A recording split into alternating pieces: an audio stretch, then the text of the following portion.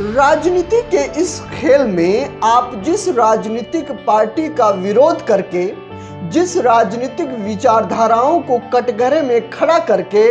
आप अपनी राजनीतिक जमीन बनाते हैं, ना चाहते हुए भी उस विरोधी राजनीतिक पार्टी के जीत का सहयोगी बन जाते हैं। और शायद यही सवाल खड़ा हो गया है अम्मा आजाद समाज पार्टी और भीम आर्मी के प्रमुख चंद्रशेखर आजाद के साथ, जो कि नगीना विधानसभा से चुनाव लड़ रहे हैं और ना चाहते हुए भी वह बीजेपी के बी टीम बन गए हैं। नमस्कार, दिस इज एसके सिंह और आप देखना शुरू कर चुके हैं मुद्दे की बात। और आज हम जिस मुद्दे पे बात करेंगे वह मुद्दा जुड़ा हुआ है चंद्रशेखर आजाद उर्फ रावण से, जो कि दलित राजनीति के उभरते हुए एक गद्दावर नेता के तौर पे जाने जा रहे हैं। हम जानने की कोशिश करेंगे कि आखिर में बीजेपी और सेंटर गवर्नमेंट इतनी मेहरबान क्यों हो गई कि वह चंद्रशेखर आजाद को Y+ की सिक्योरिटी देने लगी, और चंद्रशेखर आजाद ने इस सिक्योरिटी को एक्सेप्ट करके क्या इस बात का संकेत दिया है कि वह आने वाले समय में बीजेपी के बी टीम की तरह काम, ठीक वैसे ही जैसे AIMIM के प्रमुख असदुद्दीन ओवैसी जो है कि काम कर रहे हैं। वैसे तो राजनीतिक ग्राउंड पे आप ओवैसी को देखें तो वह खास तौर से बीजेपी का विरोध, कट्टर विरोध करते हुए आपको दिखते हैं, लेकिन अगर राजनीतिक समीकरण की तरफ से देखें तो इस समय एक प्रमुख सहयोगियों के बीच जो बीजेपी को जीत दिलाने में हो सकती है, उसमें वैसे भी एक ही है। क्या चंद्रशेखर आजाद भी इसी तरीके का रोल आने वाले समय में प्ले करने वाले हैं? इसके साथ हम यह भी जानने की कोशिश करेंगे कि अखिलेश यादव ने चंद्रशेखर आजाद उर्फ रावण को कैसे धोखा दे दिया, और हम यह भी जानने की कोशिश करेंगे कि बीजेपी, चंद्रशेखर आजाद और अखिलेश यादव के बीच जयंत चौधरी का प्रमुख किरदार क्या है। इससे पहले कि हम इन सारे समीकरणों को एक एक करके समझने की कोशिश करें, सबसे पहले देख लीजिए जो पिछला लोकसभा चुनाव का जो आंकड़ा था नगीना सीट को लेकर, वह क्या था। पिछले चुनाव में बीएसपी के गिरीश चंद्र MP चुनकर आए थे और उनको पूरे वोट का 56.67% जो है कि वोट मिला था। दूसरे नंबर पे डॉक्टर यशवंत सिंह थे जो बीजेपी के थे और उनका वोट प्रतिशत 40.04% था। और तीसरे नंबर पे कांग्रेस की ओमवती देवी थी जो 2% वोट शेयर के साथ तीसरे नंबर पे थी। अब ऐसे समीकरण में एक बात और आपको बताना चाहूंगा कि पिछला लोकसभा चुनाव मायावती यानी बहुजन समाज पार्टी और समाजवादी पार्टी ने मिलकर लड़ा था। उसके बाद कहीं ना कहीं ये वोट प्रतिशत आया था। इस चुनाव में बहुजन समाज पार्टी अकेले चुनाव लड़ रही है और अखिलेश यादव इंडिया गठबंधन के साथ चुनाव लड़ रहे हैं। ऐसी परिस्थिति में आजाद समाज पार्टी की तरफ से चंद्रशेखर आजाद भी लड़ रहे हैं। चंद्रशेखर आजाद उर्फ रावण को इस बात का भरोसा था कि वो गठबंधन, इंडिया गठबंधन का हिस्सा बनेंगे और कहीं ना कहीं नगीना लोकसभा चुनाव में या नगीना सीट से उनको गठबंधन का उम्मीदवार बनाया जा सकता था। और अगर ऐसा समीकरण बनता है तो कहीं ना कहीं समाजवादी पार्टी और कांग्रेस के सपोर्ट से वो संसद में पहुंचने में कामयाब होंगे। लेकिन जैसे ही समाजवादी पार्टी की तरफ से अखिलेश यादव ने मनोज कुमार को अपना जो है कि कैंडिडेट घोषित कर दिया, उसके बाद सारे सपने चंद्रशेखर आजाद के धराशायी हो गए। अगर आप उत्तर प्रदेश के लोकसभा चुनाव के राजनीतिक समीकरण को देखें तो जिस तरीके का निर्णय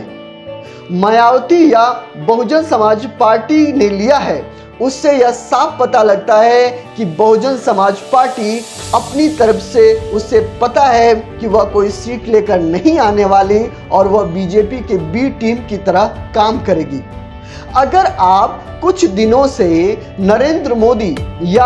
आप योगी आदित्यनाथ की अपनी राजनीतिक रैलियां या राजनीतिक भाषणों को देखें तो उन्होंने मायावती के ऊपर से कहीं ना कहीं चुप्पी साध रखी है और इसी के साथ जो ईडी इनकम टैक्स डिपार्टमेंट और सीबीआई की जो अपनी गतिविधि है तो उनकी दस्तक है वो बीएसपी के चौखट तक अभी तक उस तरीके से पहुंचने में कामयाब नहीं हुई है या नहीं पहुंची है। तो ये कहीं ना कहीं एक अघोषित गठबंधन की तरफ जो है कि मायावती और नरेंद्र मोदी काम कर रहे हैं। अगर आप आजाद समाज पार्टी और भीम आर्मी के प्रमुख चंद्रशेखर आजाद उर्फ रावण की अपनी राजनीतिक गतिविधि को देखें तो उन्होंने अपनी राजनीतिक जमीन दलितों के बीच और मुसलमानों के बीच बनाते हुए नजर आ रहे हैं। मुसलमान कम्युनिटी से जितने भी जुड़े हुए मुद्दे हैं उसमें वो बड़ी खुली प्रक्रिया अपनी देते हैं और इसी के साथ वह बीजेपी के विरोध में बाकायदा एक मोर्चा संभालते हुए नजर आते हैं, क्योंकि वो संविधान को बचाने बाबा भीमराव अंबेडकर कांशीराम के अपनी राजनीतिक सोच को प्रस्तुत करते हुए नजर आते हैं और इस बात को वो समय समय पर कहते रहते हैं कि बीजेपी एक ऐसी पार्टी है जो संविधान खत्म करके दलितों के अधिकार को खत्म करना चाहती है और मंदिर पूजा और धर्म के आश्रय वह सत्ता में बने रहना चाहती है। उसे इस बात को लेकर कोई भी परवाह नहीं है कि इस देश के दलित, पिछड़े और गरीब लोगों की अपनी जिंदगी कैसी है। लेकिन जिस तरीके से इस चुनाव से ठीक पहले Y+ की जो सिक्योरिटी दी है केंद्र सरकार ने और उस सिक्योरिटी के साथ जिस तरीके के भौकाल के साथ नजर आ रहे हैं चंद्रशेखर आजाद, तो इससे यह भी पता लगता है कि अगर चंद्रशेखर आजाद को इतना ही बीजेपी विरोधी हैं तो वो इस सिक्योरिटी को अस्वीकार भी कर सकते थे, लेकिन उन्होंने ऐसा नहीं किया। शायद जो भी कारण रहा हो, अब सवाल खड़ा होता है जयंत चौधरी का, जो अभी पहले इंडिया गठबंधन के साथ थे, जो पश्चिमी यूपी में एक अच्छी पकड़ खास तौर से किसानों के बीच में रखते हैं, लेकिन ठीक लोकसभा चुनाव 2024 के पहले वो एनडीए गठबंधन या मोदी जी के साथ जो है कि वो हो लिए। अगर आप पश्चिमी यूपी में या राजनीतिक दोस्त के तौर पर देखें तो जयंत चौधरी और भीम आर्मी प्रमुख चंद्रशेखर आजाद की अपनी जो दोस्ती है, अपनी जो कम्युनिकेशन है वो काफी अच्छी थी और कहीं ना कहीं जयंत चौधरी को केस को साथ लेकर ही वो कम्युनिकेट कर रहे थे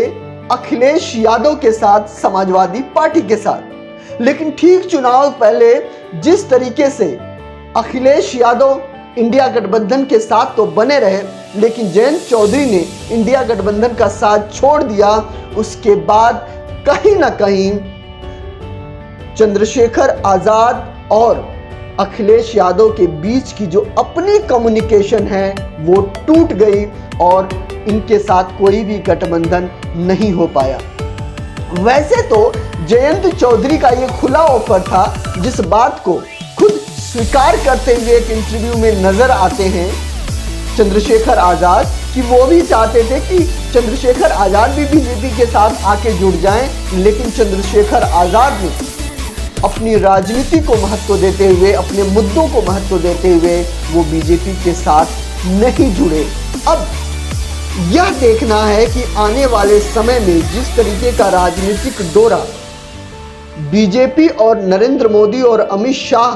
चंद्रशेखर आजाद पर डाल रहे हैं, क्या वह आने वाले समय में कामयाब होते हैं? और कहीं ना कहीं यह चुनौती चंद्रशेखर आजाद के लिए भी बनी हुई है कि वह अपने आप को बीजेपी के चंगुल से छुड़ा पाती है और अपनी एक अलग राजनीतिक जो पहचान है वो कहीं ना कहीं बना पाती है, या वह भी आने वाले समय में बीजेपी की बी टीम बन के रह जाती है। तो आज के मुद्दे की बात में बस इतना ही। आप इसके बारे में अपने क्या राय रखते हैं कमेंट बॉक्स में लिखकर बताइए। और अगर मेरा प्रोग्राम ये अच्छा लगा है तो इस चैनल को सब्सक्राइब करके मुझे प्रोत्साहित कीजिए। नमस्कार, जय हिंद।